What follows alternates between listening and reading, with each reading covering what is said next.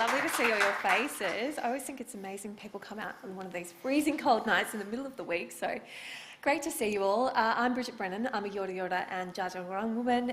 I live here in Melbourne, and I'm so excited for this evening. But first I'd like to acknowledge that we're meeting on the lands of the Wurundjeri Woi-wurrung people of the Kulin Nations, and in fact my mobs and some of Ngarra's mobs are also members of the Kulin Nation, so it's really special. And I thank the Wurundjeri Woi-wurrung mob, who are always so generous with their space and their time, and we're always very privileged to meet here in Naarm. Well, tonight we are so privileged to hear from this woman who is such a trailblazer, such a phenomenal force in her own very graceful and quiet and steadfast way. I think she has one of the most complex jobs in all of Australia. This is Ngarra Murray. She's a Wamba Wamba, Yorta Yorta, Djudurruwa and Dja Dja Wurrung woman who lives here in Naarm in Melbourne. She's currently the co-chair of the First Peoples Assembly of Victoria. Please give her a round of applause.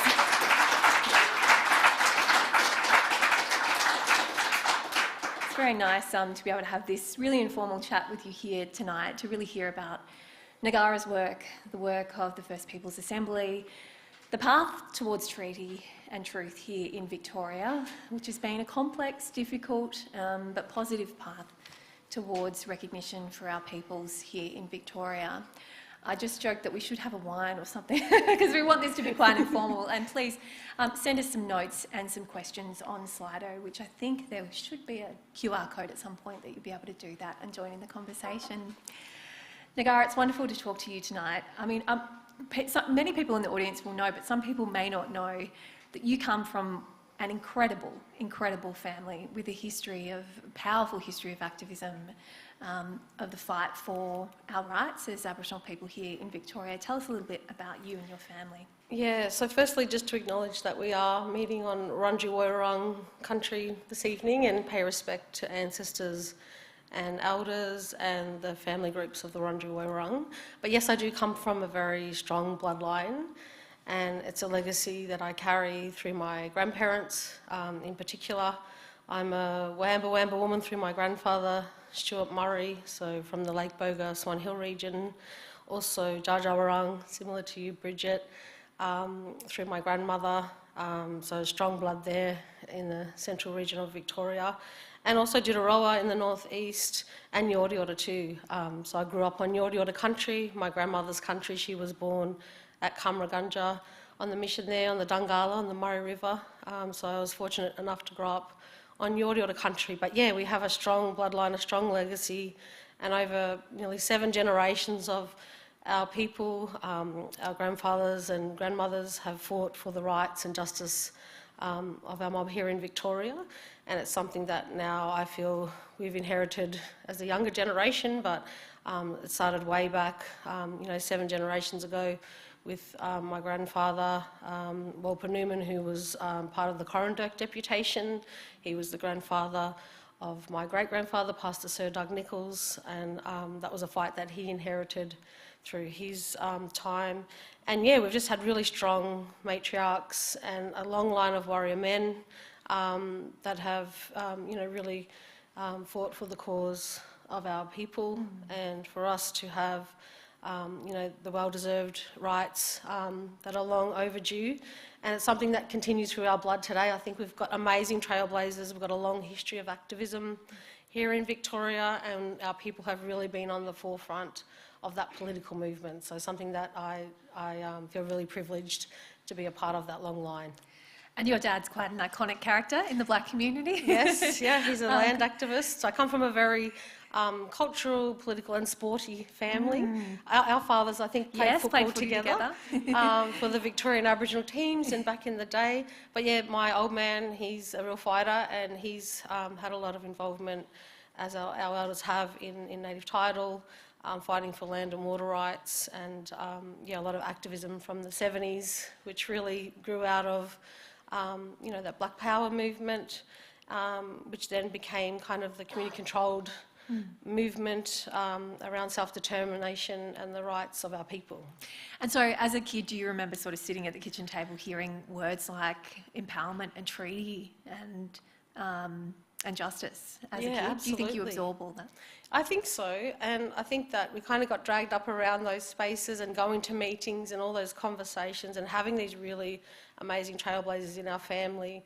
We learn a lot from them as young kids, and that's something with my own children I instill. Today I've got a 9-year-old that's been on this treaty journey with me for 6 years, and she's a treaty kid, and that's all she knows. And she gets dragged around to meetings, and she loves it, and she learns, and she knows all the ins and outs of the Assembly and the treaty process from just listening to our people yarning treaties. So yeah, I think it's just in our blood, and that's the way we've been grown up, and it's something that, you know, a lot of our people carry in our community. Treaty is such a long-held, really long-held ambition and aspiration for Aboriginal and Torres Strait Islander people around the country. I often get asked, and I'm curious as to your thoughts on this, why do you think Victoria appears to be first, or has been first in truth-telling and certainly in the advancements towards treaty? Yeah, I think that history, like when you look back at our timeline from, you know, first point of contact, but also through the Umarella Wars, through the different frontier wars across the country, through the day of mourning, our people, you know, participating in the day of mourning, or the Kurramagunja walk-off, or all those milestones, the Lake Ties protest. I think only naturally we will go first, and that's something that I think we've carried over, so we have been quite vocal and on the forefront of the movement. And a lot of our women have taken up that role too over the years, really strong black women fighting for our rights. So I think that we're in a really strong position. We come from really grounded communities and strong in our culture and our identity. And I think here in the southeast of Australia, we are trailblazers, and I feel that someone had to go first, and naturally we are. But it definitely sets a precedent for other states and territories, and they'll do their own treaties eventually in their own way, on their own terms and at different times. But I think that, yeah, we're in a really strong position, and that history has helped kind of shift us to where we need to go and to take that next step. Did Aboriginal leaders also, do you think, capitalise on the right moment? Because I suppose you have to have the right political leadership, you have to have the right relationship with government to be able to progress something like this. And when all these Aboriginal communities were meeting back in, say, 2015, 2016, in the pathway to the voice, it feels like there were Aboriginal leaders here in Victoria who said, well, our treaty is our ambition. Yeah, absolutely. And it's been a long journey. So that call for treaty has been a long time. My own grandfather, Stuart Murray, I remember seeing a letter that he'd written in 1988 to the Premier at the time, John Cain, calling for treaty and self-determination and compensation for our tribes in the northwest. And I definitely think that that call has been long, but the last 10 years we've had the Treaty Working Group in particular that started off the journey, where we decided as a community that we did want to take up treaty, and that was the pathway. And then that kind of led to eventually the Treaty Commission, so having Aunty Jill Gallagher as our first Victorian Treaty Commissioner was really like amazing to see her as a black woman step up to really take the reins on it and to prepare what we'd inherit via the Assembly. So there's been a lot of contributions, and that's the beauty of this journey, that everybody has contributed in some shape or form. And I think that you know, now we're in a really strong position with the establishment of the Assembly, so having strong representation and that voice. And I think we've come from a long way, and there's been a lot of contributions, and it is a collective effort to get us to where we are today. So yeah, so it's very exciting for our people, and we're in a really strong position. If you look at the federal stage, what we saw happen in the lead up to the referendum was a push for voice, treaty, truth. And so the way that that went was to go towards a national vote on voice. A treaty and truth, I guess, are still kind of big questions hanging over the federal landscape. But here in Victoria, also Aboriginal leaders pushed for a truth process to come first, or at least alongside those early negotiations towards a treaty. Why was that important? Yeah, so when we look back to the Uluru Statement and those elements of voice, treaty, truth, I feel that we were really prepared to advance all three. And in the earlier days of the Assembly, that was a big priority for us, was to look at the truth-telling component. So we couldn't have treaty without truth. And one of our members proposed in our Assembly chamber to do the truth-telling, so we went from there, and that then led to the letters patent that established the Yurok Justice Commission. So I think that we decided we'd do it all at the same time. we started our representation in the Assembly and our democracy, so getting our mob to vote in their representation. And then we started the truth-telling, so the letters patent led to the establishment of Yurok, which is incredible, and I'm sure we'll talk a bit about that. And then the treaty itself, so to start those conversations. So we kind of advanced all three in our own way, but they were really key elements to our future, we felt at the time. And I think we've really gotten to where we need to be on all three, and we'll just keep building on those three elements as well. So truth-telling was a big priority for us, and yeah, I'm really blown away by the delivery of the report and those recommendations and the work of the Yurok Justice Commissions, which has been just profound. What was it like for you to see members of our community go forward to the nation's first Truth-Telling Commission, to sit before commissioners in a formal way to tell their stories or the stories of their ancestors in often very emotional hearings? Yeah, it was emotional, and it was really powerful when they did open up the inquiry, and we do acknowledge all the contributions from our people that contributed their truths and their stories via the inquiry or their testimonials. And I think we've lost a lot of our people too along that way. A lot of the elder testimonials that were given, we've lost a lot of people just in this journey of 5 years. But yeah, it was just amazing to have the establishment of the Yurok Justice Commission, to have a safe space to go and do the inquiry. We were able to, as the Assembly, submit a number of submissions around land injustice, around the different thematic areas that Yurok called for, and it was just, incredible to actually see our people tell their truths, and it's a big part of, I think, our healing and how we'll move into the future. And I think there were thousands of people, Aboriginal and non-Aboriginal people, that contributed to the inquiry, and now you can read that final report, Truth Be Told. It's 5 volumes, there's 100 recommendations, some really powerful, important key findings. And I think, I'll acknowledge the work of those Yurok Justice Commissioners. Yeah, long, hard, gruelling work. You went before the Commission yourself. That must have been a huge day for you. Did you feel the weight of that moment? It was. So myself and Ruben as co-chairs represented the Assembly, and we did the land injustice theme to start with. And yeah, it was overwhelming.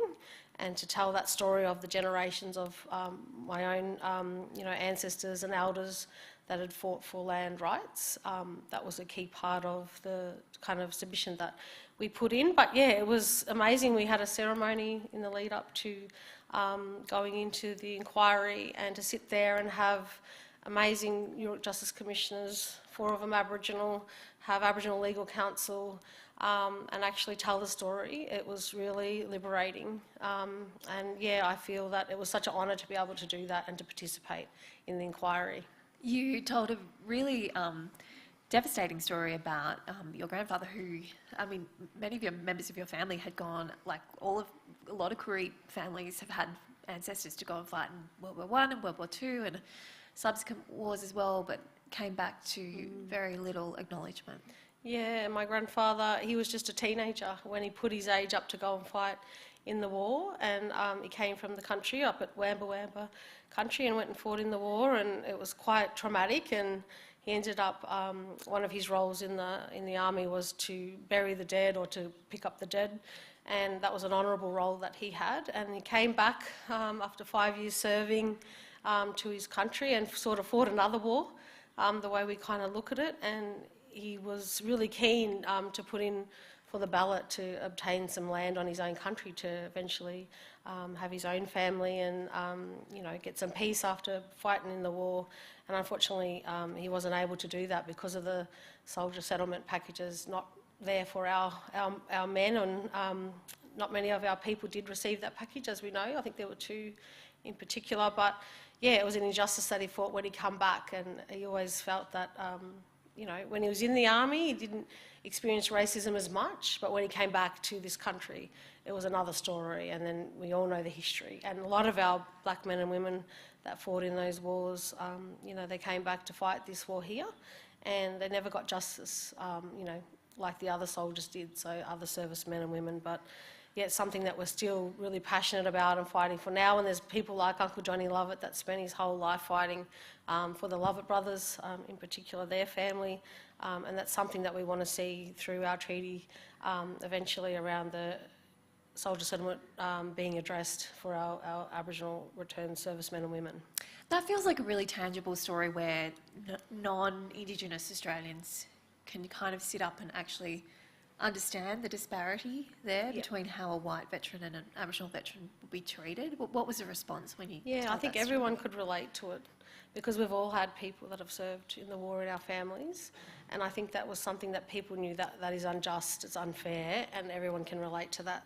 So I think that's, after that inquiry there was a lot of response around that they could relate, despite the colour of people's skin, that was an unjust and unfair outcome for our people. The Assembly has had a particular way of doing things and a particular model for political leadership, and as a co-chair, you've always had, even prior to your ascension to co-chair, you've had a female co-chair and a male co-chair. Where did that come from, and what do you think is added to the process? Yeah, so that's a model that's worked well for us. So within our community and our culture, we have a lot of things that are for men and for women, the men's business and women's business, and we thought it was only natural to have a male and a female co-chair. So we did that in the first term, and we tried to keep that consistency across the different committees that we have within the Assembly, and we've continued it with this term as well. And it's been really amazing to be a part of a co-chair relationship where you have that dual role, and as a woman you bring your strength and as the men bring their strengths, and it kind of works and balances out. So it's definitely a model that's worked for us, and something that we'd encourage in any leadership role. And just to have that responsibility between two people, I think has been really beneficial for us and our leadership. And yeah, it's a real honour and a privilege to co-chair alongside Ruben Berg. And it's a responsibility we don't take lightly. A lot of people are relying on us, but it kind of has worked in our leadership approach. It does feel like there's an emerging generation of Aboriginal women, not just in Victoria but across Australia, really taking up that, stepping forward, despite often having big family commitments and other commitments as well. That must give you real heart, because a lot of our Aboriginal organisations traditionally were led by men, and they did a wonderful job, but it was difficult to see women step up to those higher roles. Yeah, we've seen more and more women step up into the role, and with the Assembly we have gender quota, so half of our Assembly members are women, and they make amazing contributions, and they wear many hats because they are mothers and grandmothers, and they've been exceptional at the contributions they've made to the Assembly. I myself think I've got 4 children, so they keep me busy. But also that's something that I think we bring as mothers, that caring, kind of nurturing, approach that we have, and that's really helped around our leadership style and how we care for people and the empathy that we bring. But yeah, we've got some really staunch black women on the Assembly and some amazing young women too coming up into leadership positions as well, right across the state and the country. I think that's really great. All right, let's go back to where you started, because, we were talking about this earlier. The word treaty is a huge, loaded, big, powerful word for Aboriginal people and for non-Aboriginal people as well. But for Aboriginal people, it means different things, and it's a promise of something that means different things to different people. So when you were starting out the negotiations, you formed the Assembly, which was the first democratically elected body of its kind here in Victoria, and you went out to community to say, what do you want in a treaty? I imagine you just had reams and reams and reams of butcher's paper with lots of different ideas from mob out there. How did you sort through that, and what were some of the ideas and words that were coming out from people? There's so many different perspectives of what treaty is and what it will mean for our people, and there's different interpretations of it. To me, I feel like the way I explain it, that treaty really is a formal negotiated agreement between two parties. That's the first part. For us in Victoria, I feel that treaty is a movement, and we're kind of born into it because of our history. with our people, and we're bought into this movement, and it's become a movement across the state because of the different ways that we contribute to the space. Treaty is about relationships more than anything. It's about resetting the relationships between the Assembly and all First Peoples and the state. And I think that that's a big part of the way that we'll coexist into the future, is addressing those relationships and the resetting of them. But yeah, we've gone out to the mob.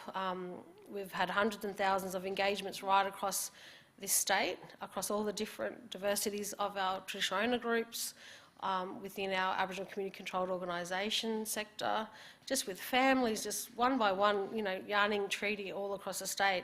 And everybody has a different perspective, but one common thing that has really bound us together is the pathway to what a treaty will bring, and that we wanted to have treaties for the generation, so it will be ongoing.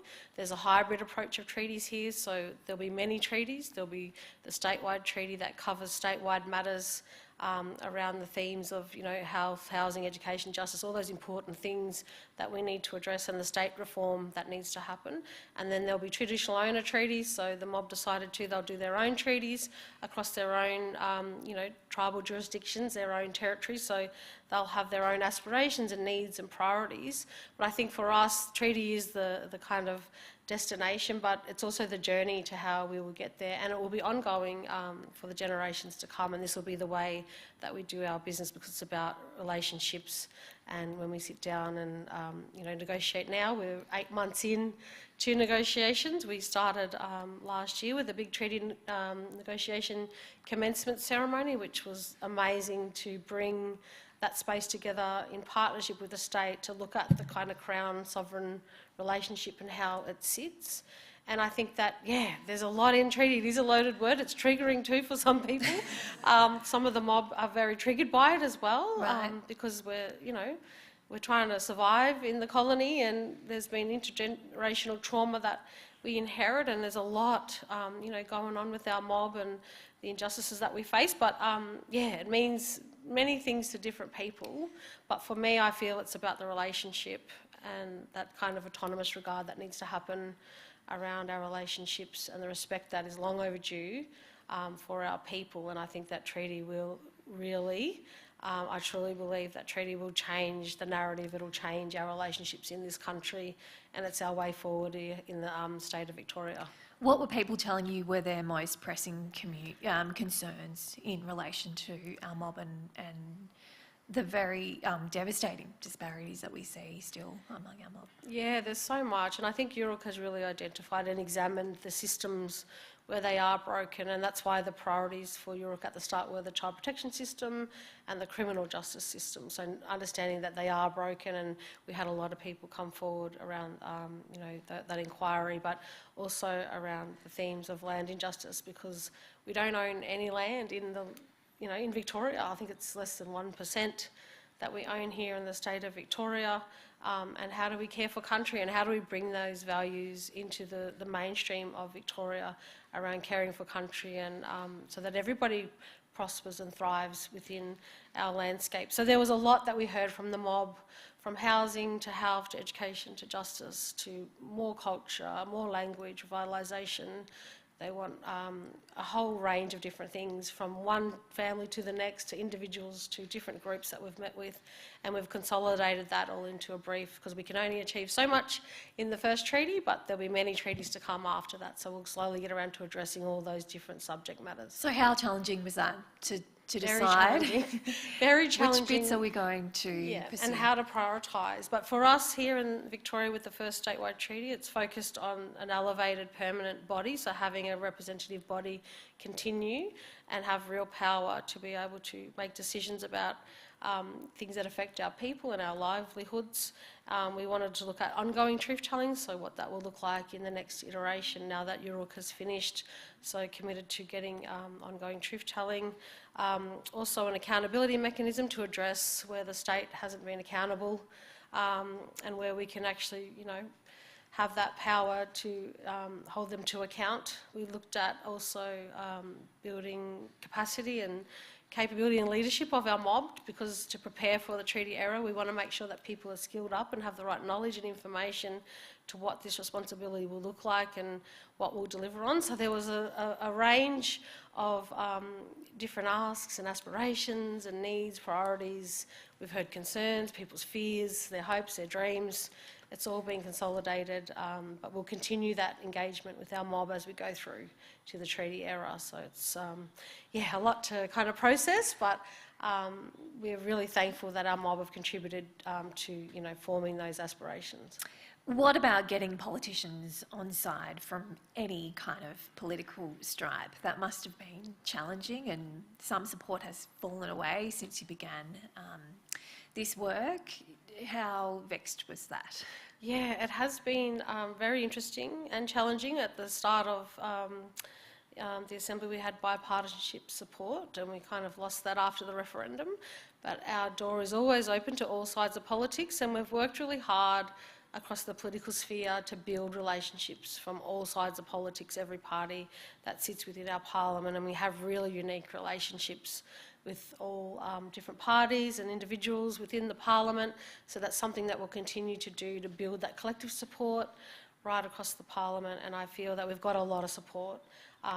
Despite what you see in the media and from different individuals, we do have a lot of support, and in the parliament in particular, I think that they're ready for that change, and we're all kind of working towards that, and that intent is there and that good faith around it. You touched on it there, when sentiment changed after the Voice referendum. What did you notice, and did you, is it your view that the loss of the Voice referendum and the no vote in most jurisdictions around Australia was a sort of tick for politicians to say we don't need to be negotiating with Aboriginal people going forward? Was it a sort of mandate, do you think? Yeah, I think it was pretty devastating, I think, after the referendum and the outcome, and I can't really speak to why that happened, and I have my assumptions as to what happened or what went wrong or what went right, but I think that for us, that was about a particular thing, it was about a voice to the parliament, an untested kind of model around that, and I think treaty is very different, and we do hear the blanket no's. We often get those blanket no. You get people saying, I voted no to this. We voted no, so they think they voted no to everything Aboriginal.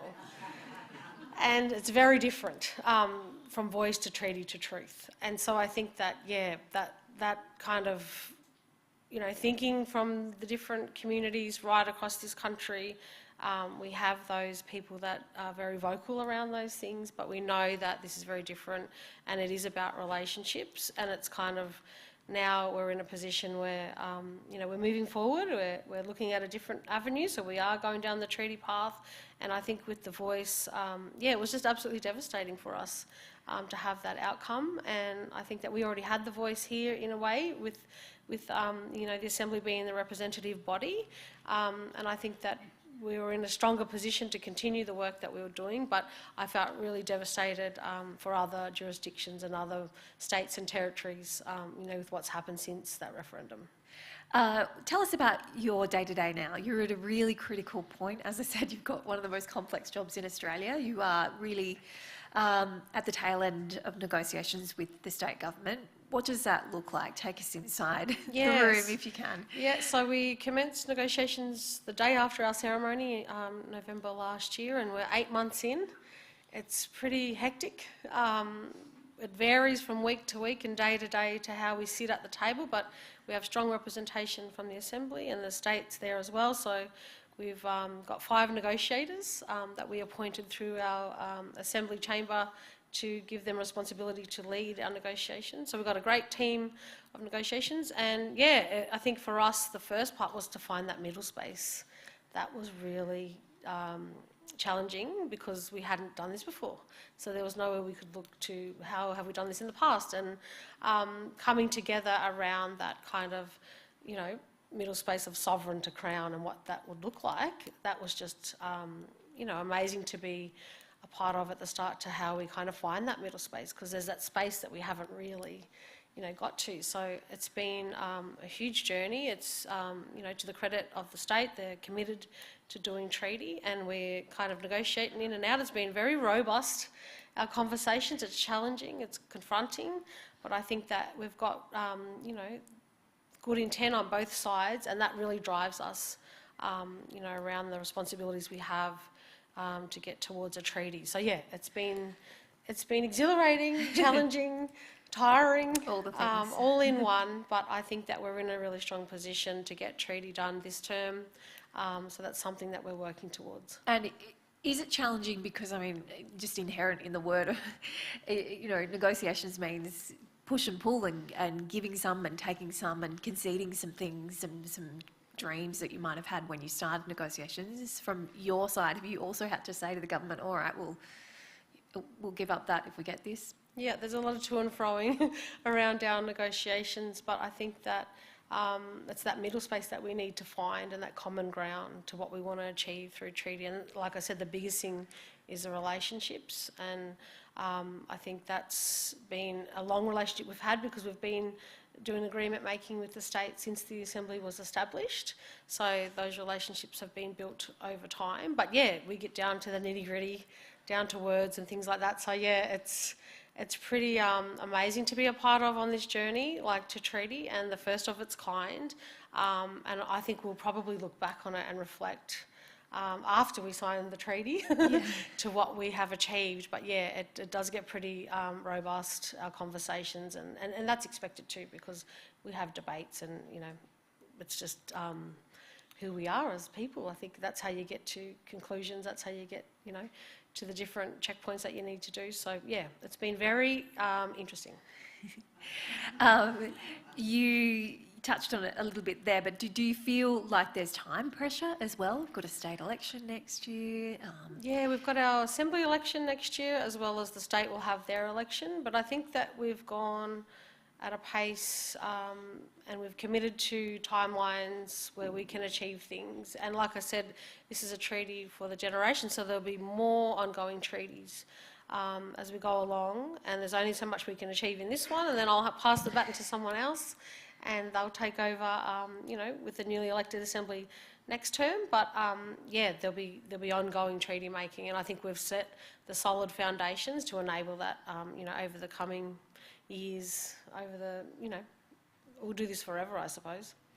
What have you learnt from other mobs overseas? Because I mean, obviously the Maori have a long-standing treaty, other Indigenous nations do as well, and if you look at Canada, there are quite modern-day treaties in, among some mobs as well in different jurisdictions. Have you learnt from other places? Yeah, absolutely, and we've really built an alliance across the globe when it comes to Indigenous peoples and the learnings and successes and treaties of other groups. And we've met with people, you know, like mob from Canada, from British Columbia, from America. We've met with Sami. We've met with Taiwanese people. We've met with all different types of people that's within the Indigenous network.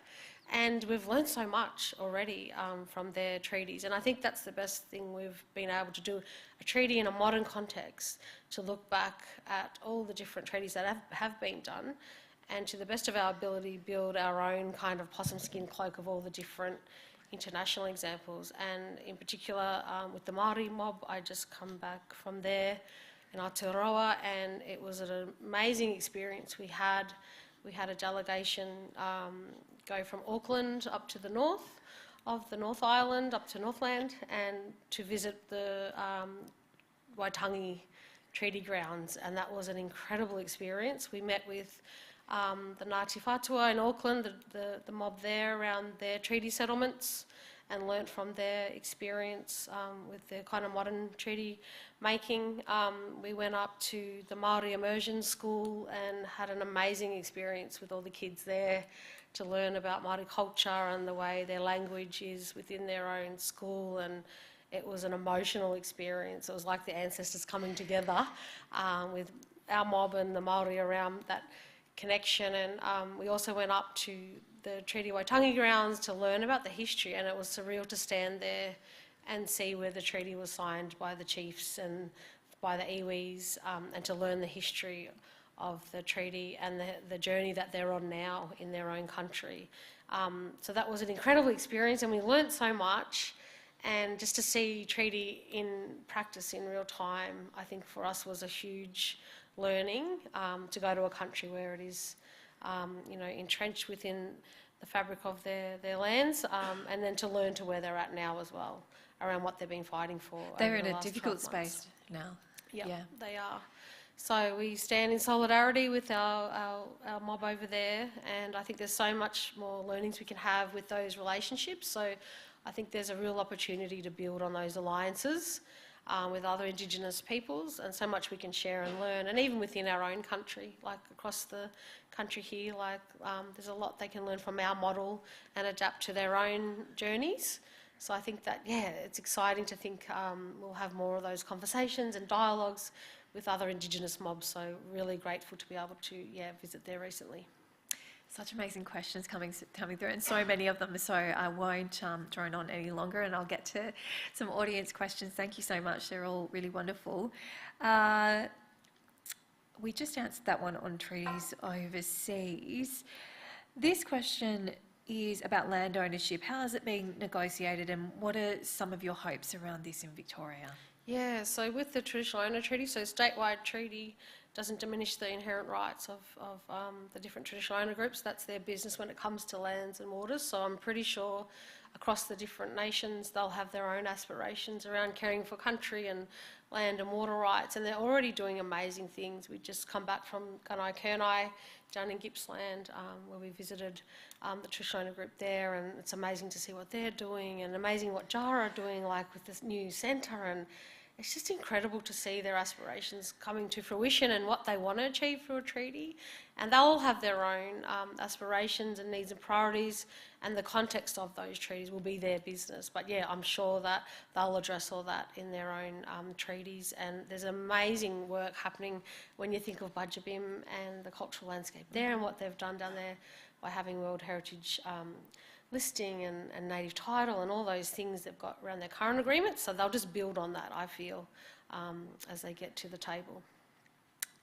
This person asks, allyship is a verb for which we are responsible. Have you seen good examples of allyship in the treaty journey? Oh, absolutely. And an example is really even just the Walk for Truth. Like, I felt so overwhelmed and emotional watching Commissioner Lovett's videos of the different days that he walked from Gunditjmara country all the way to the Parliament, and just the support and the people and the allies that were there to support. Like, it was really emotional.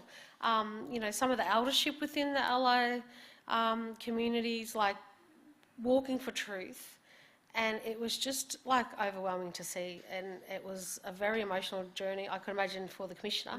But it was just like an incredible thing to be a part of, where we walked up to the Parliament and all that allyship was there. I think there were over 11,000 people that come to turn up there, and we've had that all the way through, even through the referendum, even through treaty now. We've had thousands of allies attend our treaty day outs, our concerts right across the state, which has been incredible. So there's definitely a role for our allies in that support that we need to get us to treaty. And treaty is about all Victorians that live here within this state and our relationships. And I feel that, there's definitely ways people can get involved and support treaty.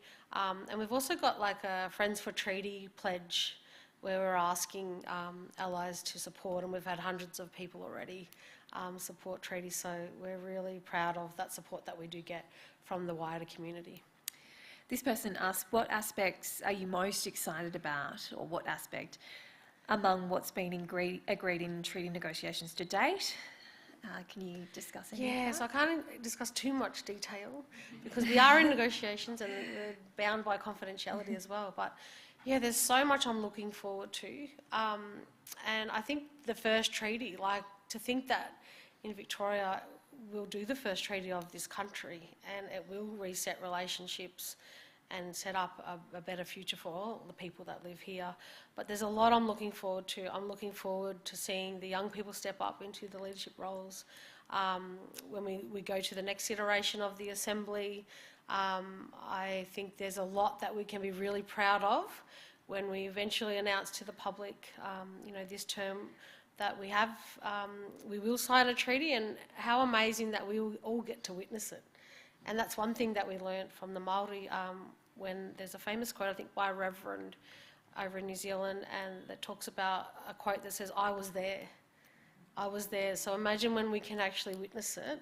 And we'll do a big ceremony. We're good at doing big corroborees. So we'll do a ceremony and get everyone to come along and to celebrate the very first treaty. But it's really just the beginning. I feel like there's a lot of work's got to be done from now and then, and a lot of work after to implement treaties across the state. Well, some of that work is political, and it's been tricky, and there's been breakthroughs and obviously challenging moments. Someone asked, I'm curious about your approach to crossing the aisle and trying to bring the Liberals back on board. Is there any hope? Yeah, I think so. And like I said, we've got an open door policy, so we're open to those discussions, and we worked hard with the former opposition leader, and we'll work with this one now, and we've had those conversations. So I think that, we can definitely continue to try and build that support. There's definitely ways that we're working across the parliament to build that consensus around the support we'll need. But I definitely think there's an opportunity to strengthen relationships despite, the opposition withdrawing their support. I definitely think there's a way forward for us, as we go along.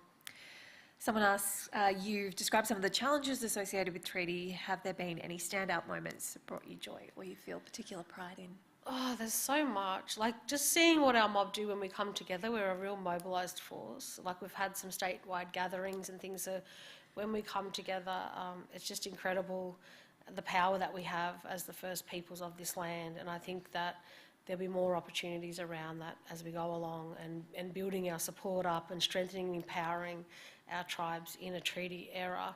For me, some of the joys, I think, when I think back, there's so many, but really just being out with the mob. Like, we are really privileged to be invited out on country all across this state. We've been to every pocket of this state. I've had that many cups of teas and kitchen table talks and forums where we've had just a handful to where we've had hundreds and thousands of people at concerts. So it's all been a real joy, and it's an absolute honour and privilege to be a co-chair of the Assembly. It's a big responsibility. There's a lot of people relying on us, so sometimes it's hard to sleep at night because I have that on my mind. This responsibility is huge, but it is an honour and a privilege, and we do take our role seriously, myself and Reuben, and I think that, we'll probably reflect later on when we're out of the thick of it to the joys that we have, but there has been so many highlights and moments for us, Someone asks, do you think of yourself or is your role as a politician or something different? Maybe something different. I often get asked that. They don't have a very good rep, do they, poor old politicians? Yeah, I often get asked that, but we sort of, in a way, because we have a constituency, like I represent the Metropolitan, so all the mob that live in Ngarra, I'm here to represent them. There's 10 of us that represent the Metropolitan. And I think that, it's sort of similar to that role, but our style, our way of politics, we've been grown up in black politics. So in a way, there's some similarities, but I think it's very different to that kind of construct of the parliament and how they operate. But they could learn a lot from us, I feel. Like, we can get consensus sometimes 100%. They could have better and that's parties. pretty hard. Like, to build that consensus in a chamber of 33 people, especially really hard-headed mob that very diverse too, different perspectives and different opinions, but we can get 100%. So the parliament could learn a lot from our style, I feel. Okay. Are there moments of compromise in the process that you can speak to? So far, I think we've done really well. And like I said earlier, there's always debate and frustrations and challenges, but you work through it, and it's about the future, and it's bigger than any individual. It's about our kids and their kids and what they'll inherit. So I feel that we're setting it up to the best of our ability and what we want to achieve in this first treaty, but there'll be more to come, and we will battle it out. I'm sure we will, and no matter what government gets in, we'll battle it out still, because we're always going to be here. We're the first peoples, so we're always going to be here, and we're not going anywhere. And I feel that there'll be times where we won't agree, and there'll be times we'll be totally on the same page. So we'll just continue through that journey with many more conversations to come. Someone asked, I saw the Assembly's developed a process for new TO members to join. Can you talk about this and the example this shows to the state? So when we started the Assembly, because we really were unravelling a really complex system, when you think of the history of this country, and that's 250 years within this country, a white construct, so we had to unravel this really complex system. And I feel that there's been a lot in that to how we approach and have different concepts and all those policies that have oppressed our people. So I feel like there's been a lot of work to unravel that and to decolonise and deconstruct some of these things, and that'll take time as well, I feel, like over the coming generations. I feel that there'll be a lot of work that needs to be done. Sorry, I probably didn't really answer the question. Yeah, they were wondering about the new process to support new for the TO. digital pathways. Yeah. Yeah, so with that construct, the government's dictated to who our people are often. So we talked about, we didn't want to leave no one behind, and there's some groups that are formally recognised by the state and there's some that aren't, and we weren't too sure whether that was the pathway that they wanted to continue on, because when you look at some of the systems and policies that have oppressed us, it's caused harm and division amongst our mob. So we created a new pathway for traditional owners to take up, and we had the Wamba people from the northwest apply for a seat on our assembly. So we've got a different composition, and we decided that we'll decide who should be in the kind of assembly, and we could decide our own membership, and that's something that we've opened up to be more inclusive around that. So you don't have to necessarily take the pathway via the government recognition. You can come to the assembly once they're mobilised and organised and apply through our process. So that was a real win for us to have Wamba people recognised formally by our people, and then they did the kind of recognition through the government as well to kind of double verify. But yeah, it was an exciting moment for Wamba people to have a voice and to come into the assembly to have strong representation, which they hadn't had before. And there's many more groups to come as well, so we're trying to get as many seats for our traditional owner groups so that we're inclusive of all tribes that are here in Victoria. Someone asked, what strategies plan to bring non-First Nations folks into and buy into the treaty process, and what do you think will change for them? Because I guess there's a lot of people out there that are scared by it or just openly hostile to it, who feel like it will mean them giving up something, and there's a lack of understanding about why they should do that. Yeah, so we get many different perspectives. I think with Yurok, collecting all the evidence and sharing our truths and fulfilling their historic mandate has really opened up people's eyes in this state for the first time to hear those truths and those stories. Because some people within the state of Victoria mightn't necessarily know Aboriginal people, they mightn't have heard our story, they just don't know. So I think that Yurok's really opened people's eyes up to the history of this country, and that is a gift that we bring as the oldest continuous living culture that we bring to this state of Victoria.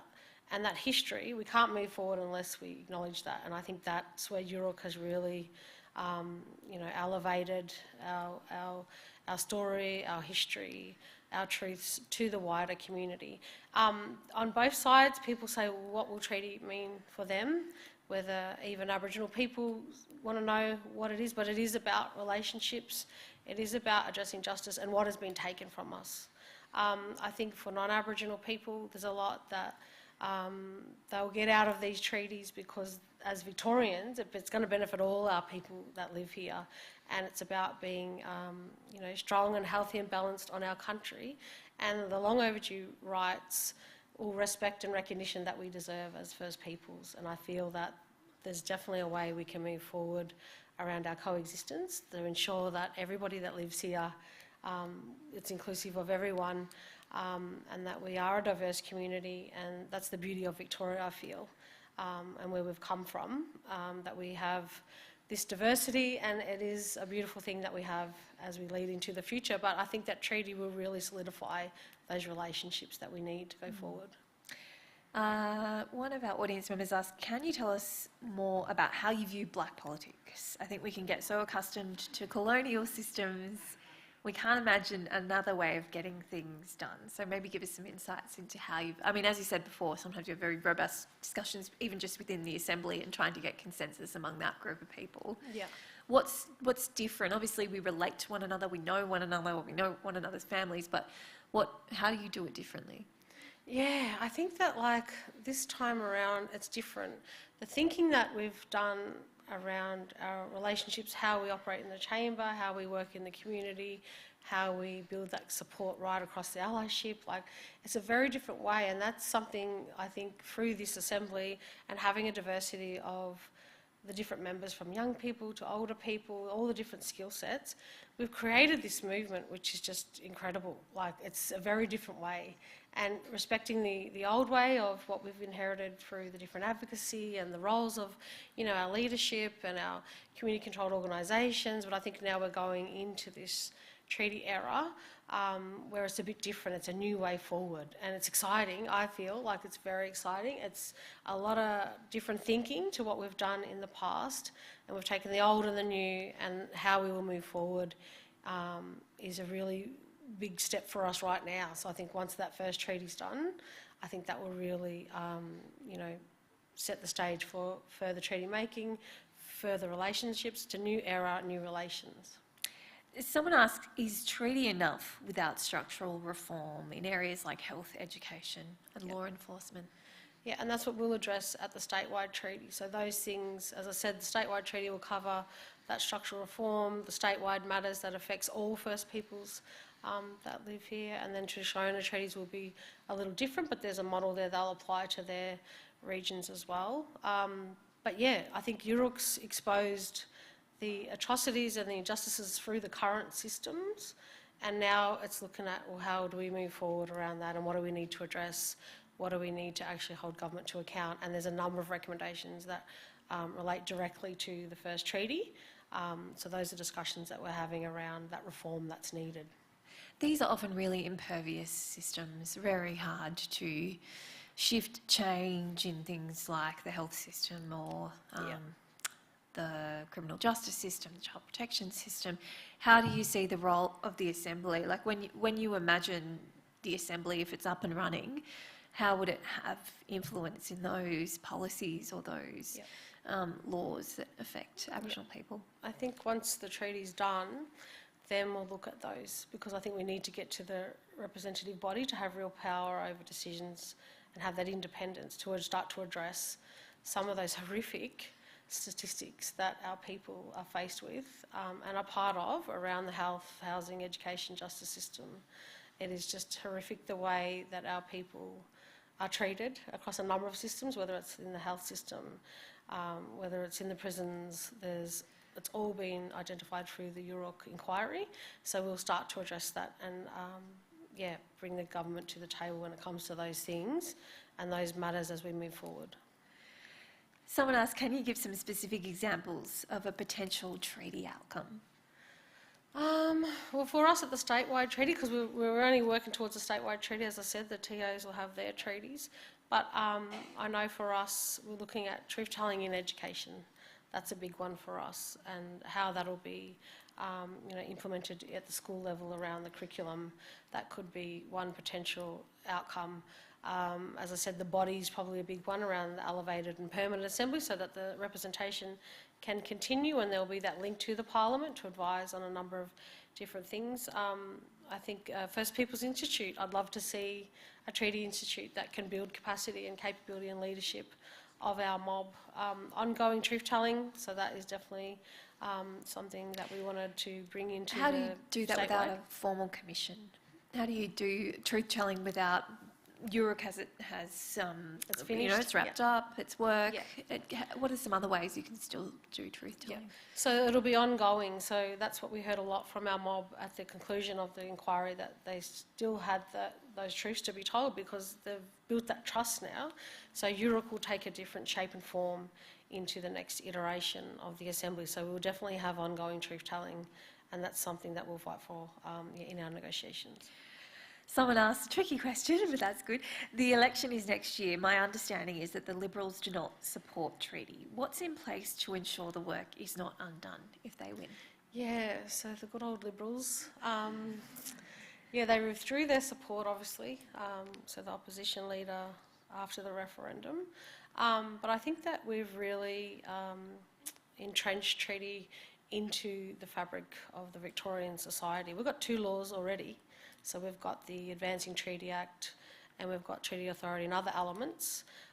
So that's 2 laws that we're going to build upon. So there'll be further legislation that'll be built on the back of those 2 laws to entrench it into the system. And then there's a whole debate and discussion around parliamentary sovereignty and the disallowance. And we've seen that within Queensland, but I feel that we're in a much stronger position here in this jurisdiction.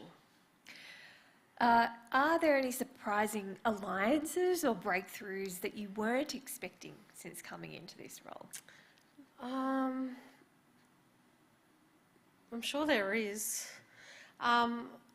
I think the global alliance with Indigenous peoples, that's a big one that I think we've just organically had these amazing relationships built over the time of the Assembly with other peoples. So that's a huge alliance. I think the Friends of Treaty pledge that we have, there's been an amazing array of organisations, not-for-profits, unions that have joined up to that. So that's an amazing alliance I feel that we're building. And even in the Parliament, like those relationships that we're building as well, they are unique to have all sides of politics on this treaty journey with us and to build that support. That's been something that surprised me, I suppose, because all sides of politics, we kind of, it's a reflection of like us, like we've got our own black, parties really within our own communities. So yeah, I think in the Parliament, in the mainstream, that's been definitely something that I wasn't expecting around those relationships we've built across the Parliament, yeah. Lots of questions around, will there be a treaty day here in Victoria? I guess that means some sort of celebration. So. I know with the Māori they have the Waitangi Day, which is in February of every year, and maybe that's something that we could work towards, the signing of the first treaty. And we'll see. We hope so. I know we'd petitioned in the earlier days of the Assembly for a day, a First Peoples Day, and we have NAIDOC, which we've just come off the back of. But yeah, I'd love to see an official day somewhere in the future. So that's something that we can work towards, I think. Other people asking about Treaty Day Out, is it coming back? Or I hope so. It's been amazing, the Treaty Day Outs. Yeah, they've been so incredible. Fun. And we've had amazing artists that have performed right across the state, from Yothu from Briggs, from Jessica Malboy and Thelma Plum, and just amazing black artists. So yeah, I definitely think that's something on the cards. Maybe when we sign the treaty, we'll do a big celebration and invite some of those artists to come and join us. So yeah, I think the Treaty Day Out just rocks, and hopefully there'll be more in the future. Yeah. What do your family tell you? And they must be so proud of you and so in awe of what you've done, like all your siblings. You've got a lot of siblings. Yeah, I'm one of 12 kids, so yeah. I'm the oldest daughter, but second oldest, but yeah, there's 12 of us, and we've got, I think, nearly 29 grandkids between us, so big family. And they keep me grounded too and tell me straight when I need to be told, and we get into our little debates and things as well. But yeah, I think all our families are proud of where we're at. It's been a lot of hard work, and it has taken a toll, physically and emotionally. It does wear you down because it is a big responsibility. But yeah, I think the family's proud, and they keep me grounded, and they definitely keep us on our toes for sure. There was an amazing talk at a treaty forum a while ago with the Māori judge. So Justice Joe Williams, who spoke about always having an island in mind, like a destination as to where you're going if you're involved in Indigenous rights. And I wondered, what's your island in mind, or your destination? Yeah, I think like that vision is so important, and that was a great story that he told, Sir Justice Joe Williams, because you've got to have that island in your mind, and I think that's something we've had as an Assembly, that vision and what we want to get to, because all we want to do is live our lives and be healthy and strong and balanced on our country, just like everyone else gets to live their best lives on our countries. And I think for us, it's about our people really prospering and thriving, and then we all win in this country. So I think that, the narrative will change. I think treaty will shift those relationships and the mindsets. So yeah, I think that vision that we have, it's all different to all of us, and it's just kind of how we get there. It's never in a straight line, but that vision of living on our countries, being healthy, happy, having language, culture, you know, sharing that with the rest of the community, I think that's kind of how I envision it, and that relationships are really important to how we'll move forward, and we've got a lot to offer as the First Peoples, so that respect and recognition, long overdue. It's a lovely place to leave it. Thanks to the Wheeler Centre and Penn for having us. Thank you very much. Ngarra Murray. Thank you. I think we can go.